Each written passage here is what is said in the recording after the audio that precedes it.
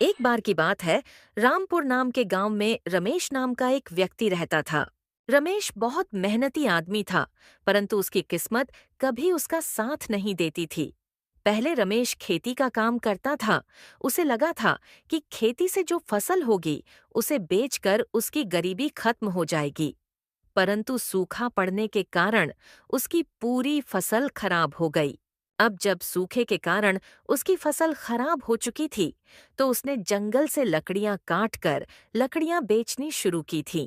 एक दिन इसी तरह वो जंगल लकड़ियां काटने जाने वाला था, परंतु जाने से पहले उसने अपनी पत्नी से कहा, रीमा, मैं जंगल जा रहा हूं लकड़ियां काटने। उम्मीद करता हूं आज अच्छे से लकड़ियों की बिक्री हो जाए। हाँ हाँ, हर बार तुम यही तो उम्मीद करते हो, लेकिन होता कुछ नहीं है। पता नहीं क्यों, पर तुम जो भी काम शुरू करते हो, उसमें किसी न किसी तरह नुकसान हो ही जाता है। पहले तुमने खेती की तो सूखा पड़ गया, फिर तुमने मजदूरी की तो लोगों ने मजदूर रखना ही बंद कर दिया। रीमा, कम से कम तुम तो शुभ शुभ बोलो। पूरा गांव अब मुझे मनहूस मानने लगा है। मेरी किस्मत खराब है, ये मैं मानता हूं, लेकिन मैं जीना तो नहीं छोड़ सकता ना। रहने दो तुम और तुम्हारी बातें। अब तुम जाओ और ध्यान से अपना खाने का डिब्बा लेते जाना। मैंने उसमें रोटी और अचार रख दिया है। लकड़ियां काटने के बाद भूख लगे तो जरूर खा लेना। हाँ, अच्छा किया जो तुमने खाने का डिब्बा बांध दिया। लकड़ियां काटने के बाद तो जबरदस्त भूख लगती है। फिर क्या था, रमेश अपना खाने का डिब्बा लेकर जंगल की ओर निकल पड़ता है। काफी देर चलने के बाद आखिरकार वह जंगल के उस हिस्से में पहुंच जाता है जहां से वह लकड़ियां काटा करता था। चलो, आखिरकार मैं जंगल पहुंच ही गया। अब फटाफट अच्छी अच्छी लकड़ियां काट लेता हूं, ताकि कम से कम आज तो ठीक ठाक आमदनी हो जाए। अगर लकड़ियां ज्यादा हो गईं तो शायद कुछ पैसे बच भी जाएं। रीमा के लिए चूड़ियां लेने को कितने समय से कह रही है, और मैं हर बार खाली हाथ लौटता हूं। फिर क्या था, रमेश फटाफट से लकड़ियां काटने लगता है। थोड़ी ही देर में वो काफी लकड़ियां काट लेता है और थक कर एक पेड़ के नीचे बैठ जाता है। जंगल में बहती ठंडी ठंडी हवा और पेड़ के बीच से पड़ रही हल्की हल्की धूप के बीच में बैठकर रमेश को काफी आराम लगने लगता है।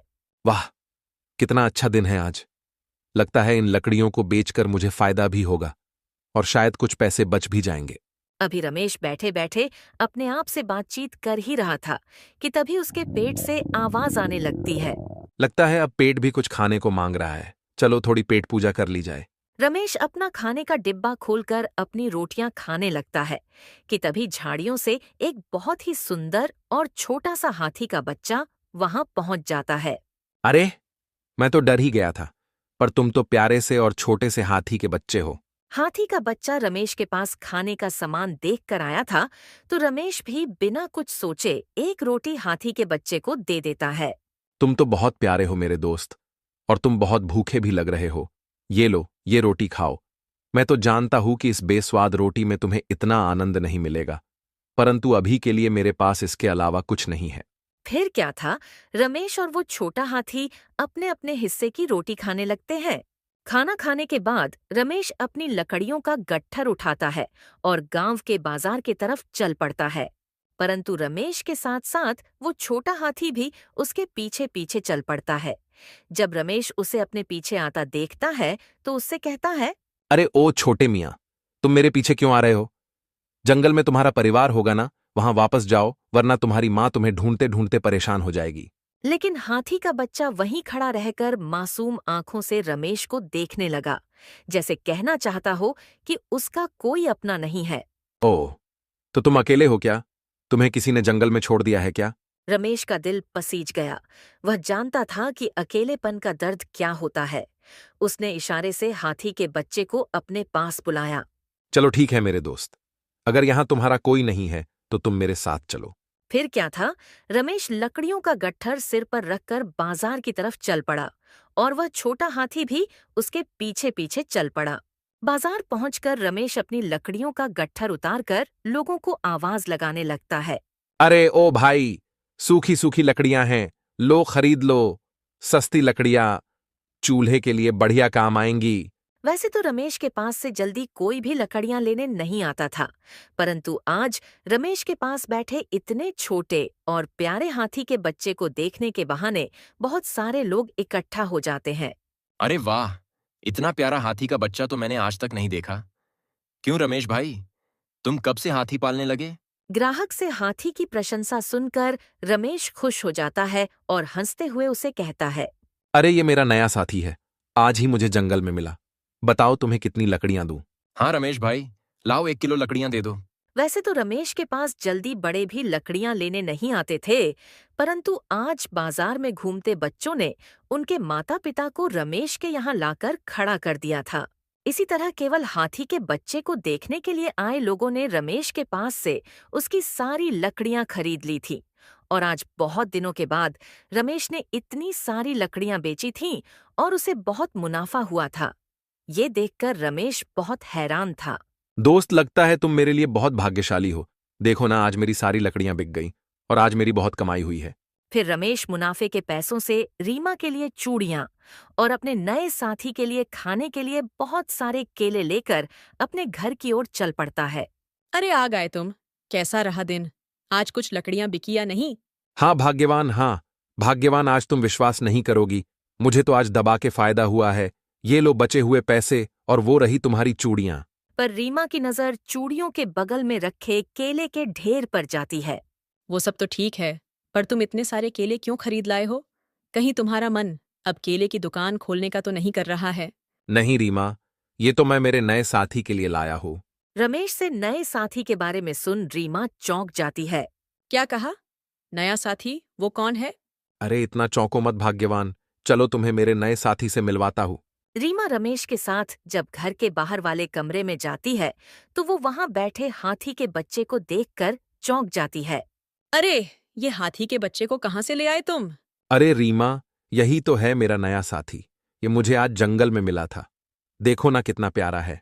मैं इसे अपने साथ रखना चाहता हूँ और वो सारे केले मैं इसी के लिए तो लाया हूँ। हे भगवान, तुम्हारा दिमाग तो ठीक है। जो पैसे मिले, तुम आधे पैसों से तो इसके लिए केले खरीद लाए। मैं कुछ नहीं जानती। तुम अभी के अभी जाओ और इसे फिर से वहीं छोड़ आओ जहां से इसे लाए हो। लेकिन रीमा, सुनो तो, मैं ऐसा नहीं कर सकता। वहां जंगल में ये अकेला था, वहां इसके लिए कितना खतरा हो सकता है। किसी बड़े जानवर ने इस पर हमला कर दिया तो? नहीं, मैं इसे नहीं छोड़ सकता। तुम्हें पता है रीमा, आज मुझे इसके वजह से ही तो फायदा हुआ है। लोग केवल इसको देखने के बहाने से ही तो मुझसे लकड़ियां खरीद रहे थे। मुझे लग रहा है कि तुम पागल हो गए हो। भला एक हाथी के बच्चे की वजह से तुम्हारी लकड़ियां कैसे बिक सकती हैं? देखो रमेश, मैं कुछ नहीं जानती। तुम कल जब लकड़ियां काटने जाओगे तो इसे फिर से वहीं छोड़ आना। बेचारा रमेश रीमा को बहुत समझाने की कोशिश करता है, पर रीमा उसकी एक भी बात नहीं सुनती है। इसलिए रमेश को आखिर हार माननी पड़ती है। रात में जब रमेश उस छोटे हाथी को केले खिलाने जाता है, तब वो उससे कहता है। मेरे दोस्त, मुझे माफ कर देना। कल मुझे तुम्हें उस जंगल में फिर से छोड़ना पड़ेगा। रमेश ये सब उस छोटे हाथी से कहते वक्त बहुत दुखी था, परंतु वो और कुछ कर भी नहीं सकता था।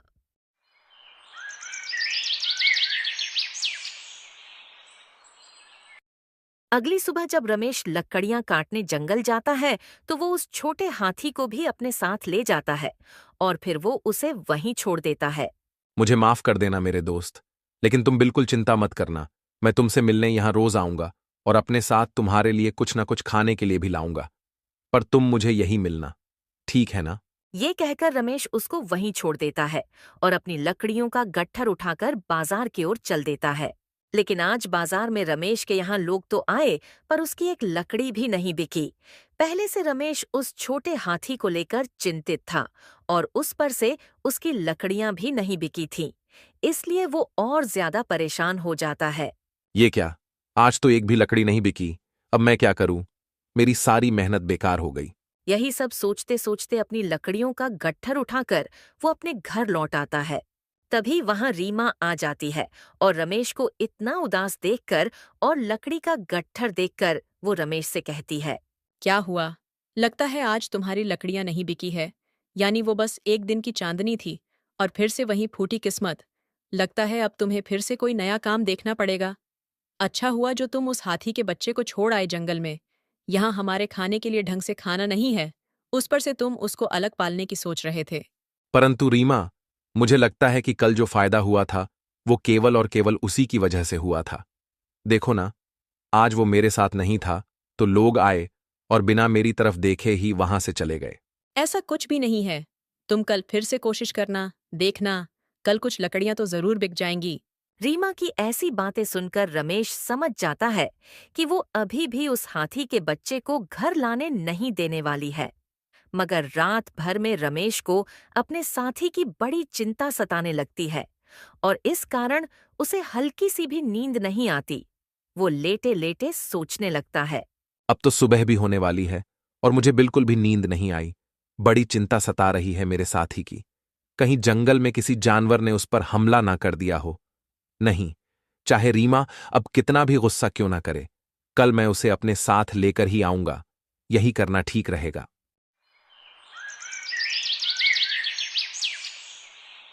फिर क्या था, अगले दिन फिर से वो अपने खाने का डिब्बा उठाकर जंगल की ओर चल पड़ता है।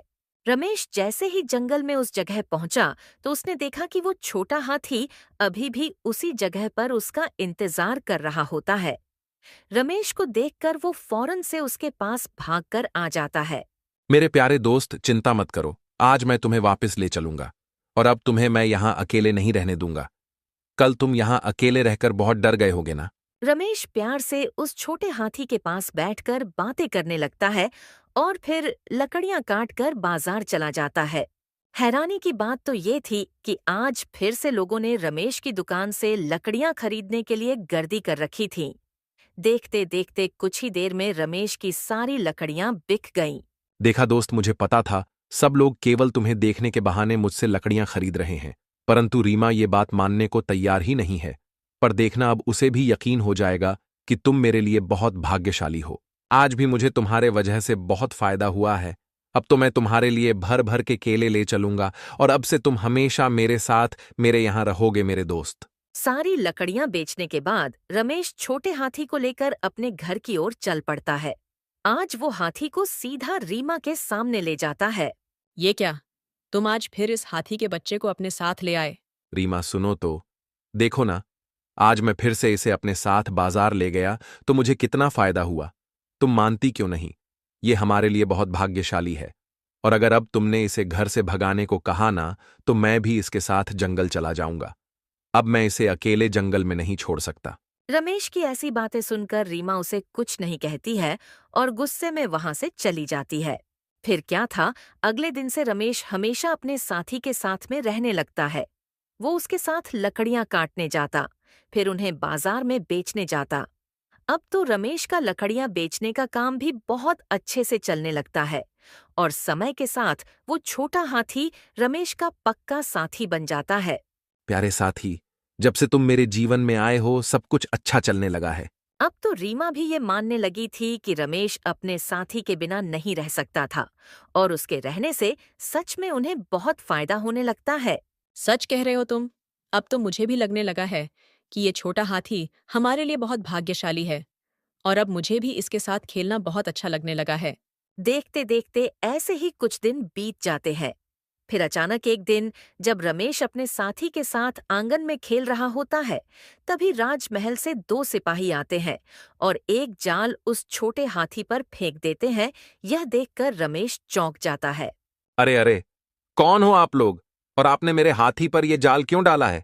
सुनो आदमी, ये कोई मामूली हाथी का बच्चा नहीं है। ये राजसी हाथी का पुत्र है और इसे हम महीने भर से ढूंढ रहे थे। लगता है तुम ही हो जिसने इसे महल से चुराया था। इतना कहकर सैनिक रमेश और उस छोटे हाथी को अपने साथ ले जाने लगते हैं। उन्होंने तो छोटे हाथी को ले जाने के लिए भी अच्छा बंदोबस्त किया होता है। अभी सैनिक रमेश और उस छोटे हाथी को ले जा रहे होते हैं कि तभी पीछे से रीमा उन्हें देख लेती है और ये सब देख वो घबरा जाती है। छोड़ दो मेरे पति को। क्या कसूर है उनका? छोड़ दो उन दोनों को। रीमा चीखती चिल्लाती रह जाती है, पर सैनिक बिना उसकी आवाज सुने वहां से रमेश और हाथी को अपने साथ ले जाते हैं। राजमहल पहुंचकर सैनिक रमेश और जाल में बंद हाथी को राजा के सामने प्रस्तुत करते हैं। अच्छा, तो तुम ही हो वो शातिर चोर जिसने हमारे राजसी हाथी के बच्चे को चुराया है। जी महाराज, हमने राजसी हाथी के बच्चे को गांव में पकड़ा। इसने उसे अपने घर में छुपा कर रखा था। गांव वालों ने भी छोटे हाथी को कई बार इसके साथ बाजार में देखा है। नहीं महाराज, मैंने इसे नहीं चुराया है। ये मेरा साथी है। ये मुझे जंगल में मिला था। हर चोर यही कहता है। क्या तुम्हें पता है, ये कोई मामूली हाथी का बच्चा नहीं है, ये राजसी हाथी का बच्चा है। और ऊपर से ये हमारे बेटे यानी इस राज्य के राजकुमार का पालतू जानवर है। इसके बिना तो मानो उसकी जिंदगी एकदम सुनी हो गई थी। तुम्हें इसकी बहुत बड़ी सजा मिलेगी। ले जाओ, सैनिक इसे कारागार में डाल दो। राजा के कहे अनुसार सैनिक रमेश को कारागार में डालने ले जाते हैं और ये सब होता देख वो छोटा हाथी भी बहुत दुखी हो जाता है। फिर महाराज उस छोटे हाथी को राजकुमार के पास ले जाते हैं। देखो राजकुमार सूरज, हम आपके पालतू हाथी को वापस ले आए हैं। अब आप बिल्कुल निश्चिंत हो जाइए। अब ये आपको छोड़कर कहीं नहीं जाएगा। असल में राजकुमार सूरज को ये इसलिए प्रिय था क्योंकि इस छोटे हाथी का जन्म भी राजकुमार के 10वें जन्मदिन पर ही हुआ था। इसलिए राजा ने उसे ये भेंट स्वरूप दे दिया था और पिछले 2 सालों से ये उनके पास ही था। लेकिन जब वो चोरी हुआ था तब राजकुमार को बहुत दुख हुआ था और तब से वो बहुत बीमार रहने लगे थे। इस वजह से राजा के सैनिक उसे गांव-गांव घूम-घूम कर ढूंढने लगे थे। धन्यवाद पिताजी, आपने इसे ढूंढकर मुझे कितना खुश कर दिया है। उस छोटे हाथी के लौटकर आने से राजकुमार सूरज की तबीयत अब सुधरने लगी थी, लेकिन वो नहीं जान रहे थे कि उस हाथी के मन में क्या चल रहा था। राजकुमार उसे खाने के लिए लाल लाल टमाटर देते हैं, जो उसके पसंदीदा खाने की चीज थी, परंतु उसने उन्हें खाने से मना कर दिया। इसी तरह राजकुमार ने बहुत बार अलग अलग चीजें उसे खाने के लिए दीं, परंतु उसने कुछ भी नहीं खाया। ये देखकर राजकुमार सूरज चिंतित हो जाते हैं और अपने पिता के पास इस विषय पर बात करने चले जाते हैं। पिताजी देखिए ना, 2 दिन बीत चुके हैं इसे यहाँ आए, परंतु इसने अब तक कुछ भी नहीं खाया। मुझे तो कुछ नहीं समझ आ रहा, मैं क्या करूं? ये तो बहुत ही विचित्र है, क्योंकि पहले तो उसे दिन में 5-5 बार खाना खिलाने जाना पड़ता था, तो अब अचानक इसे क्या हो गया? ठीक है राजकुमार, मैं अभी किसी बड़े जानवरों के वैद्य को बुलाकर इसे दिखा देता हूँ। वो जल्द ही ठीक हो जाएगा। राजा राज्य के बड़े बड़े जानवरों के वैद्य को बुलाते हैं, परंतु उस छोटे हाथी ने अब तक खाना नहीं खाया था। देखते देखते 10 दिन बीत जाते और अब तक उसने कुछ भी नहीं खाया था। पिताजी, अब हम क्या करेंगे? अब तो इसने 10 दिनों से कुछ भी नहीं खाया है। ऐसे ही चला तो ये बीमार पड़ जाएगा। हाँ बेटा, मुझे भी कुछ नहीं समझ रहा है कि ये कुछ भी क्यों नहीं खा रहा है। पहले तो ये सब कुछ खाता था। तभी राजा को रमेश की याद आई और उसने फौरन से रमेश को और उस छोटे हाथी को आमने सामने खड़ा कर दिया और रमेश को देखते ही वो फौरन से उसके पास भाग कर गया। और फिर रमेश ने उसे खाने के लिए केले दिया तो उसने फौरन से उन केलों को खा लिया। ये देख राजा को समझ आया कि रमेश चोर तो नहीं हो सकता है। मुझे माफ कर देना रमेश, हमसे बहुत बड़ी गलती हो गई है। हमने इसे बहुत ढूंढा था और आखिर ये तुम्हारे यहाँ मिला तो हमें लगा था कि इसे तुमने चुराया था, परंतु इसका तुम्हारे प्रति इतना प्रेम देखकर ये साबित हो गया कि तुम इसे नहीं चुरा सकते। आखिर में राजा ने रमेश को माफ कर दिया और रमेश को अपने यहाँ नौकरी पर रख लिया था और उसे और उसकी पत्नी रीमा को भी राजमहल में ही रहने कह दिया, ताकि रमेश राजमहल में रहकर उस छोटे हाथी की देखभाल कर सके। इस तरह से एक साधारण लकड़हारे और एक वफादार हाथी की अनोखी दोस्ती ने न सिर्फ उनकी जिंदगी बदल दी, बल्कि पूरे राज्य को भी यह सिखा दिया कि सच्चाई, प्रेम और करुणा की ताकत सबसे बड़ी होती है। अगर आपको रमेश और उसके प्यारे साथी की ये दिल छू लेने वाली कहानी पसंद आई हो तो वीडियो को लाइक करें, चैनल को सब्सक्राइब करें और घंटी जरूर दबाएं, ताकि ऐसी ही भावनात्मक और प्रेरणादायक कहानियां आप तक सबसे पहले पहुंचें।